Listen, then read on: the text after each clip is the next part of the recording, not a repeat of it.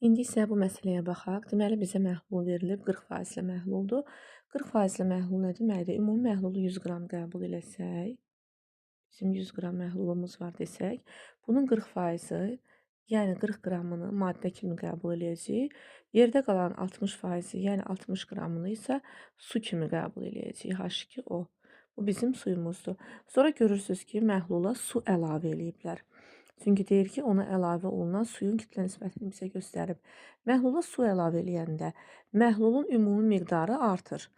Amma orada maddənin miqdarı dəyişmir axı. Maddəmiz elə 40 olaraq da qalıbdır. Sadəcə onun kütlə payı, yəni faizlə miqdarı azalmış sayılır.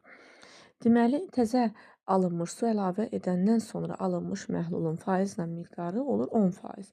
Deməli, biz yazacağıq. Düsturumuz necə idi? Omega bərabərdir.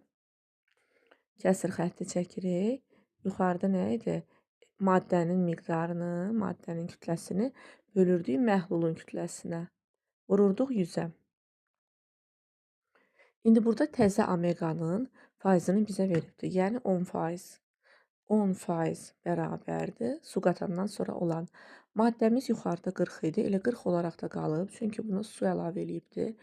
Maddənin miqdarı dəyişmir. Surətdə 40 saxlayırıq. Məhlul yerinə isə məhlulumuz əvvəl 100 idi. Axı 100 qəbul etmişdik. Amma indi ora su əlavə eləyibdir. Məxrəcə yazırıq. 100 üstəgəl x. Bir x miqdarda su əlavə eləyibdir. Və əlbəttə ki, vurulsun 100. Çünki biz faizdən danışırıq. Vurulsun 100.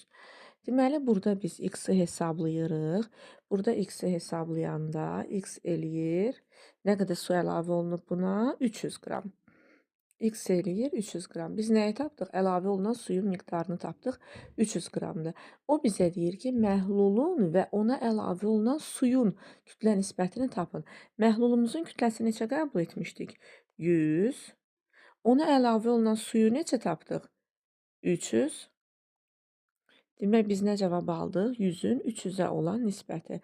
Burada isə hər ikisi 100-ə ixtisar olunur deyənə 1-in 3-ə nisbətini saxlayacağıq. Deməli, bizdən suyun kütlə nisbətini soruşanda cavab nə oldu? 1-in 3-ə. Yəni, doğru cavab A bəndi olacaq.